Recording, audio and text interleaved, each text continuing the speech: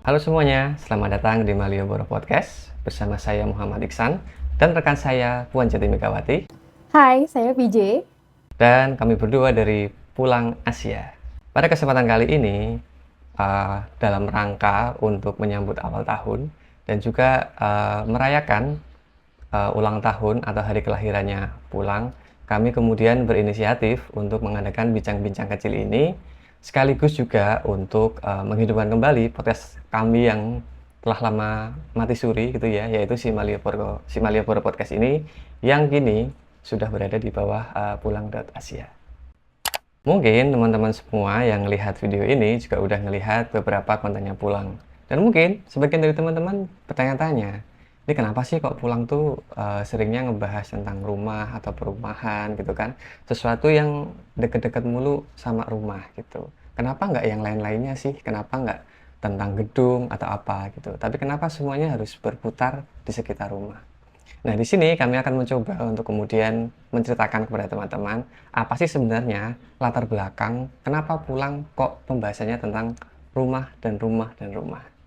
Nah, ini bisa panjang dan ini mungkin dari saya dan juga Mbak Pici nanti punya versinya masing-masing dari latar belakang masing-masing.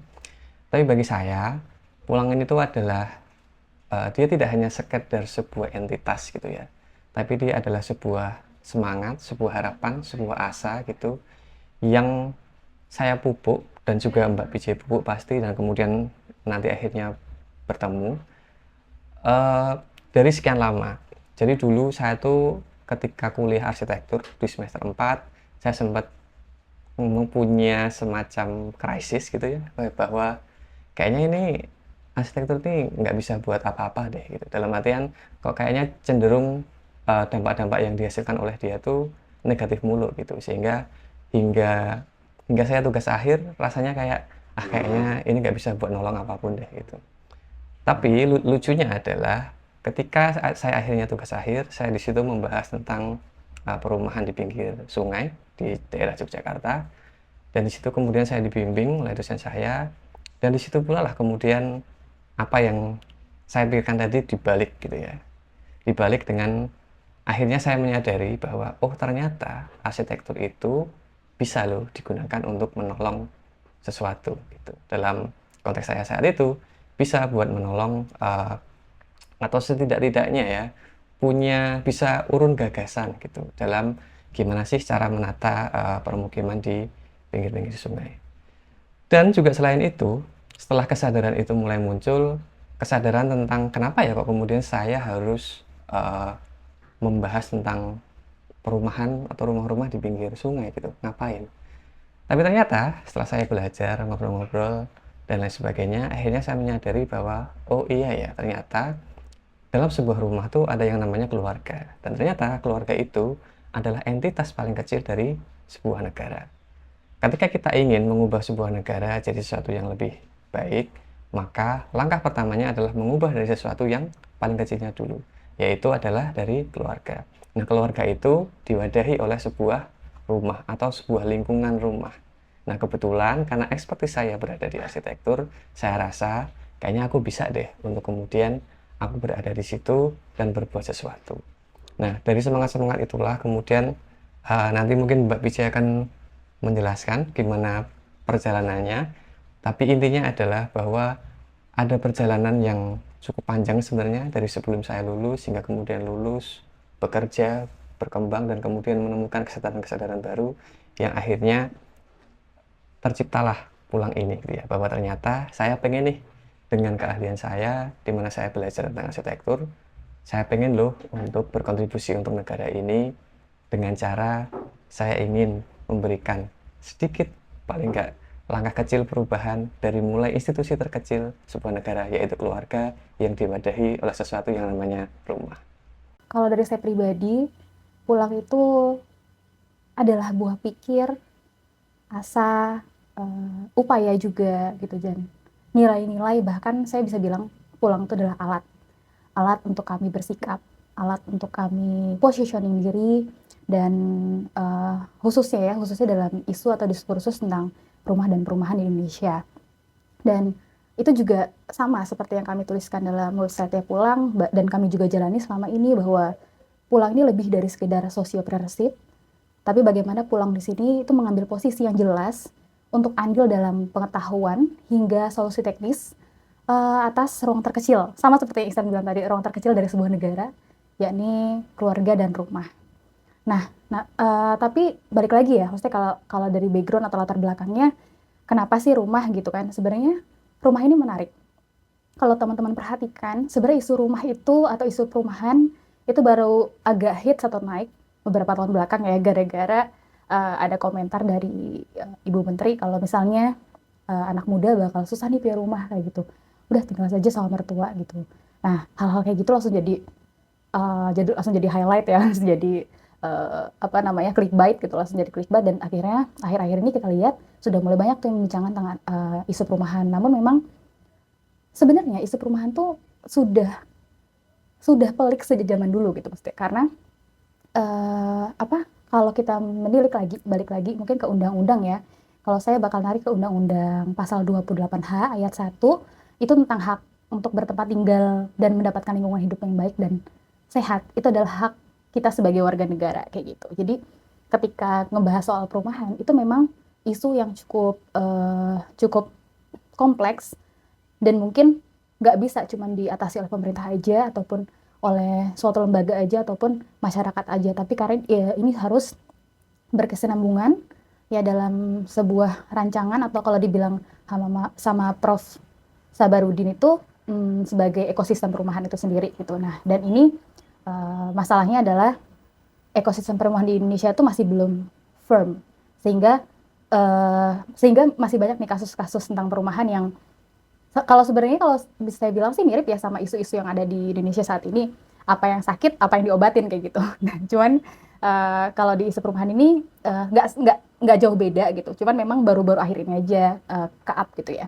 Dan kebetulan memang dari background pendidikan dan juga latar belakang pekerjaan saya, memang saya concern di bidang perumahan. Maka dari itu sama seperti Ihsan tadi, apa yang bisa saya lakukan adalah merubah dari apa yang bisa saya berikan gitu kepada mungkin dalam bentuk menggroundingkan pengetahuan yang kami miliki gitu ya, dalam bentuk konten-konten edukasi yang selama ini di-share oleh Pulang kayak gitu.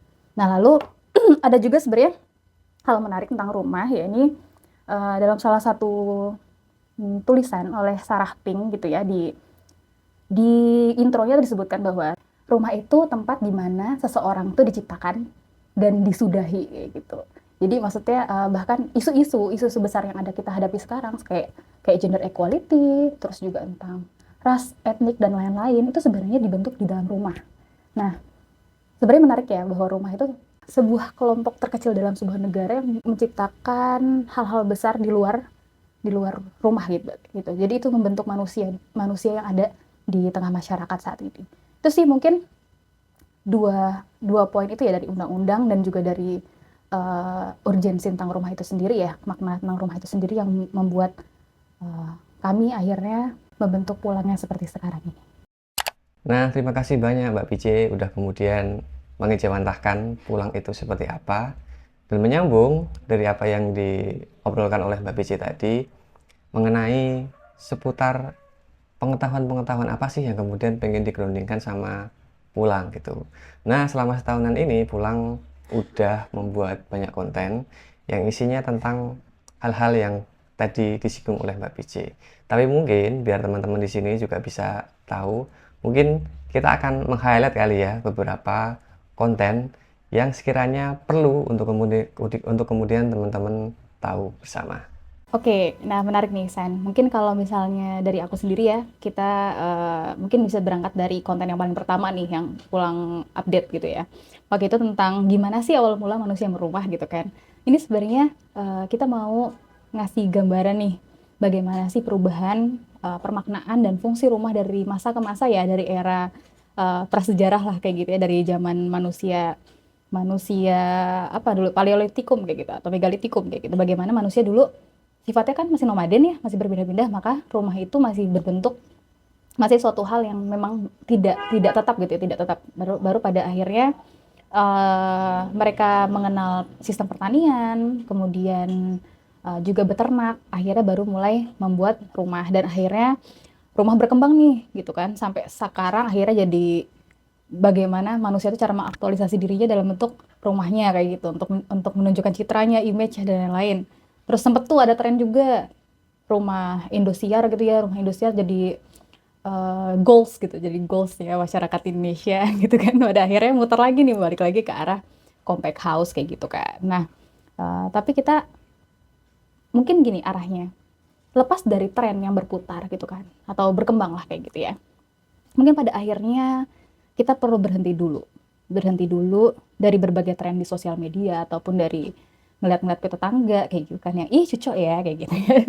Dan akhirnya mungkin kita mulai merefleksikan kembali, apa sih makna rumah sebenarnya untuk kita gitu kan, apa sih makna rumah bagi kita, dan apa sih atau rumah macam apa yang sebenarnya kita butuhkan gitu, nggak sekedar kita inginkan atau ini lucu kayak gitu kan, tapi kita benar-benar uh, butuh nggak sih yang seperti itu, atau mungkin mungkin ada yang lain gitu yang perlu dipertimbangkan, sehingga sehingga mungkin kita nggak ngikutin tren, tapi memang sesuai dengan apa yang kita butuhkan aja kayak gitu. Dan juga mungkin secara kebetulan juga kalau misalnya menggunakan arsitek dan lain-lain bisa sesuai dengan desain yang kita inginkan atau impikan. Mungkin kayak gitu sih kalau dari konten yang pertama ya kayak gitu. Nah mungkin buat teman-teman yang juga udah ngikutin Pulang, mungkin teman-teman kemudian akhir-akhir ini sering ngelihat konten-konten Pulang tuh mulai ngebahas sesuatu yang mungkin kelihatannya kecil atau sepele gitu ya, tapi sebenarnya itu penting buat kita ketahui. Misalnya nih, ada tentang lighting. Kita bikin judulnya bikin kamar kamu lebih estetik gitu.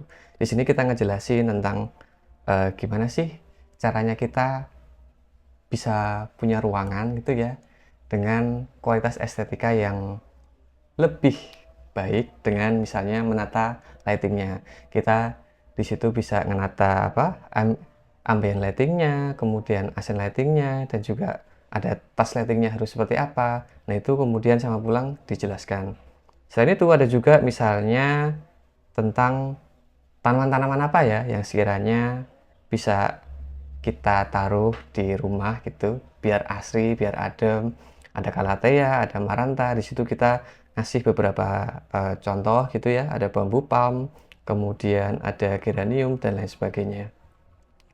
Lalu bahkan kita juga sempat untuk ngebahas tentang gimana ya caranya supaya kita bisa menjaga kualitas air di rumah kita gitu. Kita bisa bikin sumur resapan, terus di situ sama Pulang juga dikasih skemanya gitu ya, gimana sih caranya bikin sumur resapan dengan sederhana. Lalu selanjutnya ada juga tentang ini nih, yang mungkin jarang banget kita perhatiin ya. Gimana sih caranya kita menata gudang gitu. Gudang itu kan tidak hanya sebuah ruang kosong yang kita masukin barang-barang yang nggak kepakai kan, tapi gudang itu sebenarnya bisa loh ditata dengan lebih baik gitu. Kenapa? Karena itu bisa bikin ya ruangan gudang itu nggak spooky, nggak yang serem gitu, tapi bisa lebih rapi. Kemudian kalau nyari barang juga jadi lebih mudah ya kan, bisa kita melindungi barang-barang kita yang berharga. Kemudian juga itu bisa meningkatkan nilai tambah rumah kita juga loh kalau misalnya nanti akan kita jual. Karena apa? Ya karena ruangannya rapi, bersih kayak gitu kan. Lalu selain itu ada juga misalnya kayak teras gitu. Teras tuh kalau zaman dulu kan selalu ada ya di depan rumah kita gitu kan sebagai sebuah ruang sosial. Tapi hari-hari ini kita sering lihat kayaknya rumah orang nggak selalu punya teras ya. Bahkan atau kalaupun ada, terasnya tuh cuma kecil banget gitu. Yang berarti apa? Yang berarti di sini ada pergeseran nih. Ada pergeseran makna tentang teras. Teras tuh sebenarnya apa sih? Apakah dia hanyalah sebuah ruang yang berfungsi sebagai ruang transisi, atau juga bisa buat ruang bersantai dan berinteraksi, atau juga bisa apa ya, jadi kayak buat perlindungan dari cuaca biar nggak tampias gitu kan. Bisa juga bahkan jadi ruang yang multifungsi, nah dan lain sebagainya. Bahkan sampai juga ke masalah dapur yang mungkin nggak banyak orang lihat gitu ya, bahwa di sini Pulang meng-highlight dapur yang tadinya adalah ruang domestifikasi wanita, kini udah mulai bergeser maknanya gitu, bahwa ternyata sekarang yang pakai dapur, yang menggunakan dapur gak cuma perempuan, tapi laki-laki juga udah mulai menggunakan dapur. Kenapa? Karena kesadarannya udah mulai meningkat bahwa kita bisa untuk menyediakan makanan untuk diri kita sendiri itu bukanlah kewajibannya orang lain gitu, tapi itu adalah kewajiban kita masing-masing gitu. Jadi pulang mencoba untuk kemudian meng-highlight hal-hal yang dekat dengan kita, dekat dengan rumah kita, bahwa oh di sana tuh ada loh pergeseran makna, ada loh pergeseran paradigma yang baru yang menurut kami perlu untuk kemudian kita sama-sama sadari. Supaya apa? Supaya kita bisa berkehidupan di rumah dengan tingkat kualitas dan tingkat kesadaran yang jauh lebih baik. Oke, kalau mungkin dari Ihsan tadi itu ruang-ruang dan unsur-unsur pendukung dari sebuah rumah ya. Nah, mungkin kalau dari saya ngambil isu ataupun contoh yang lebih makro kali ya. Nah, dari mungkin teman-teman masih ingat ada konten pulang tentang karir perumahan gitu kan. Ini ngomongin apa sih karir perumahan gitu kan? Maksudnya urusan karir kita aja belum beres gitu ya kan. Udah ngomongin karir perumahan gitu kan. Nah, kalau karir perumahan itu sendiri sebenarnya lebih ke arah gini, fenomena yang ini mungkin teman-teman sudah melakukannya atau sudah merasakannya tapi mungkin nggak tahu aja istilahnya kayak gitu atau mungkin tidak menyadarinya gitu bahwa perubahan atau perpindahan seseorang gitu ya, dari misalnya dari tipe perumahan satu ke tipe perumahan yang lain gitu kan, itu perubahan kebutuhan perumahan itu juga dipengaruhi oleh life course event seseorang, di mana life course event ini artinya adalah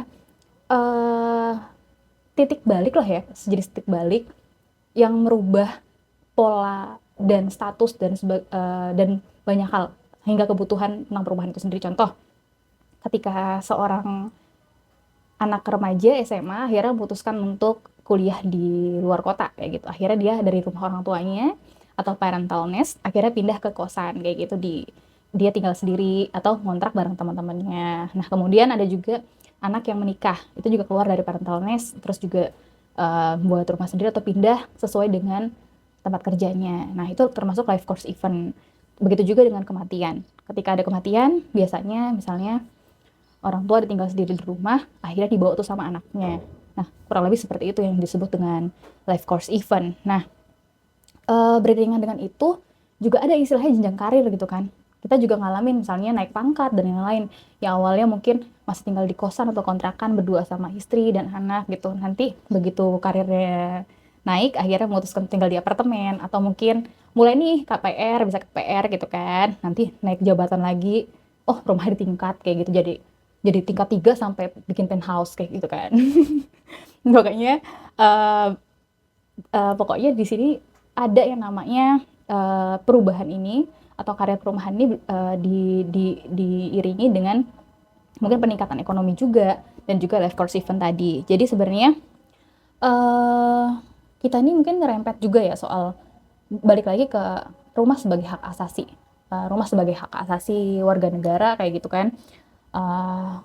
Ini perlu beriringan juga dengan ketersediaan opsi perumahan gitu kan, opsi perumahan sesuai dengan life course event seseorang kayak gitu kan, atau housing karirnya, sehingga mungkin ini bakal jadi pertanyaan-pertanyaan menarik yang bisa pulang jawab ataupun pulang mungkin malah ngasih impuls ya, ngasih impuls untuk buat kita mulai berpikir kritis, kira-kira masih relevan nggak sih punya rumah, maksudnya satu kakak punya rumah sendiri gitu, atau dengan kondisi sekarang yang anak-anak muda sudah mulai memutuskan untuk mungkin memilih untuk tidak menikah atau tidak punya anak, itu masih relevan nggak sih untuk punya rumah-rumah yang besar atau seperti yang tipe-tipe yang disediakan oleh pasar saat ini kayak gitu kan. Nah, ini juga bisa mengarahkan kita pada pertanyaan bagaimana dengan opsi perumahan publik gitu kan. Kondisi sekarang mungkin sudah ada nih, sudah ada supply-nya gitu kan. Tapi bagaimana dengan demand-nya gitu kan? Apakah sudah sesuai dengan demand-nya? Nah, hal-hal seperti itu sih yang mungkin ke depannya bisa sama-sama kita kritisi dan kita jawab bersama. Karena bagaimanapun seperti mungkin yang awal tadi kita katakan bahwa memang ini tidak bisa isu perumahan ini termasuk kompleks dan tidak bisa diselesaikan hanya oleh pemerintah saja atau oleh lembaga swasta yang bisa menyediakan gitu kan, dan juga ataupun masyarakat saja, sehingga ini perlu kita kerjasama untuk sama-sama berpikir kritis dan menemukan solusi bersama mungkin ya ke depannya. Nah, itu mungkin arahnya akan ke sana kalau dengan pulang. Nah, mungkin kalau dari apa yang sudah dibahas oleh Ihsan juga saya sebelumnya, kami banyak berefleksi dari setahun belakang gitu. Walaupun ini adalah milad pulang yang ketiga gitu kan, tapi memang baru selama setahun terakhir kami memutuskan untuk aktif di sosial media dan juga membuat konten-konten edukasi terkait dengan rumah ataupun isu perumahan. Namun memang dari situlah kita dari apa yang kami apa yang sering kami diskusikan, juga apa yang kami lihat dari isu-isu perumahan tersebut, yang menjadi landasan untuk rencana-rencana kami ke depannya. Yang antara lain mungkin hal yang paling utama adalah membangun kesadaran dari bawah kayak gitu. Dari ruang terkecil, dari keluarga yang sifatnya mungkin masih sporadis. Dari beberapa teman-teman yang mungkin menyaksikan konten-konten kami, juga mungkin di-save lalu di-share ke anggota keluarganya, ke teman-teman terdekatnya. Nah, hal-hal seperti itu yang kemudian nanti pelan-pelan lewat pengetahuan-pengetahuan yang kita bumikan kayak gitu, yang selama ini mungkin hanya mentok di kelas, di perpustakaan atau di jurnal bahkan, itu bisa tuh diketahui oleh banyak banyak kalangan, sehingga memang perubahan itu bisa bisa berangkat dari bawah. Karena kalau dipikir-pikir, kalau kita mau nunggu sistem berubah, kita nggak tahu sampai kapan gitu kan. Jadi ya akhirnya kita harus bersuadaya untuk memperbaiki kondisi kita atau minimal untuk mencapai hak kita sebagai warga negara. Nah, yang kedua adalah Pulang ini punya sebuah program namanya Pulang Bareng.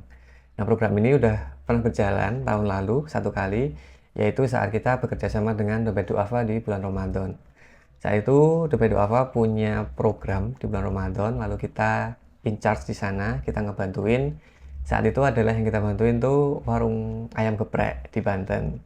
Jadi kita di situ ngebantu mendesainkan dan kemudian Dompet Duafa melaksanakan desain itu, mewujudkan desain itu sehingga kemudian warungnya jadi baru gitu. Nah, buat teman-teman sekalian yang punya UMKM atau tetangganya, saudaranya punya UMKM yang sekiranya perlu bantuan desain, boleh banget menghubungi kami. Utamanya di bulan Ramadan ini, kami bukanya di bulan Ramadan. Dan juga buat teman-teman yang mungkin mau bangun musola atau masjid atau mau renov masjidnya jadi lebih bagus lagi, bisa juga hubungi kita. Karena di Pulang Bareng ini kami berkomitmen untuk membantu teman-teman sekalian, utamanya dalam bangunan-bangunan yang sifatnya bangunan sosial gitu. Jadi kalau teman-teman ada keperluan dengan hal itu, monggo bisa menghubungi kita gitu ya. Lalu yang selanjutnya, yang terakhir mungkin adalah bahwa kami sebagai orang-orang arsitektur gitu ya, kami juga tetap berpraktek dalam kerja-kerja desain. Jadi buat teman-teman yang mau bangun rumah impian teman-teman gitu kan, kami di sini tetap berpraktik, sehingga silakan menghubungi kami sekiranya teman-teman perlu bantuan dalam mendesain rumah. Kami akan coba dengan sebaik-baik mungkin untuk membantu teman-teman semua, sehingga teman-teman nanti punya rumah yang indah sesuai impiannya teman-teman, yang nyaman, yang terjangkau, yang layak, dan juga aman dengan segala tantangannya. Oke, kita sampai di penghujung acara dari perayaan kecil-kecilan milad pulang yang ketiga. Kita tadi sudah ngebahas soal pulang itu apa sih gitu, terus latar belakang dari dibentuknya pulang itu apa, juga nilai-nilai yang ingin pulang perjuangan itu apa saja, sampai kita juga ada bedah konten-konten pulang. Kenapa sih kita bahas soal isu perumahan, terus juga tentang ruang-ruang dalam rumah gitu. Ternyata ada ya gitu kan cerita-cerita di baliknya, dan apa sih sebenarnya yang mau Pulang sampaikan kayak gitu. Nah, mungkin untuk yang terakhir, silahkan untuk Ihsan bisa memberikan kesan dan pesan mungkin ya. Silakan Ihsan. Oke, baik. Pada dasarnya, Pulang ingin berkontribusi dalam ranah perumahan dan permukiman di Indonesia gitu ya. Dan sebagaimana katanya orang-orang bijak, bahwa sebuah perjalanan panjang itu dimulai dari satu step kecil, dari satu langkah kecil. Nah, oleh karenanya kemudian Pulang dalam melaksanakan kerja-kerjanya memilih untuk kemudian melakukan atau mencoba untuk melakukan perubahan dari institusi terkecil dari negara itu sendiri, yaitu dari keluarga dan juga lingkungannya gitu ya. Karena kita berasal dari latar belakang arsitek, maka lingkungan dari keluarga itu yaitu rumah dan juga sekitarnya yang kemudian menjadi fokus daripada kerja-kerja Pulang selama ini. Nah, selain daripada itu, perubahan itu terjadi karena dua hal. Yang pertama adalah karena hancur hatinya, yang mana tentu kita tidak mau untuk yang satu itu, ya kan? Yang kedua adalah karena kesadarannya tumbuh. Nah, oleh karenanya pulang seperti yang udah teman-teman dengarkan tadi, melakukan begitu banyak hal untuk sekiranya bisa berkontribusi di hal yang nomor 2 ini, yaitu untuk menumbuhkan kesadaran dari yang tadinya nggak tahu menjadi tahu gitu. Dari yang tadinya nggak aware terhadap lingkungan di sekitarnya tentang rumahnya, jadi aware tentang lingkungan di sekitarnya. Jadi kita mulai dari step-step yang sangat kecil dulu, dan harapannya nanti dari yang kecil-kecil itu kemudian menumpuk menjadi sesuatu yang jauh lebih besar. Nah, yang terakhir, mengingatkan kembali kepada teman-teman bahwa di bulan Ramadan ini akan ada program pulang bareng. Jadi silakan teman-teman yang punya UMKM atau saudaranya punya UMKM, atau juga yang mau renov musola atau masjid, atau mau bikin musola atau masjid, atau fasilitas umum yang lain, silahkan menghubungi Pulang di DM. Silahkan DM ya, nanti kami akan bantu perkara desainnya. Dan ini gratis, tidak usah membayar. Gitu. Oke, sekiranya sekian dari kami. Saya Muhammad Iksan. Saya PJ. Terima kasih banyak atas atensi teman-teman sekalian. Sampai jumpa di lain waktu.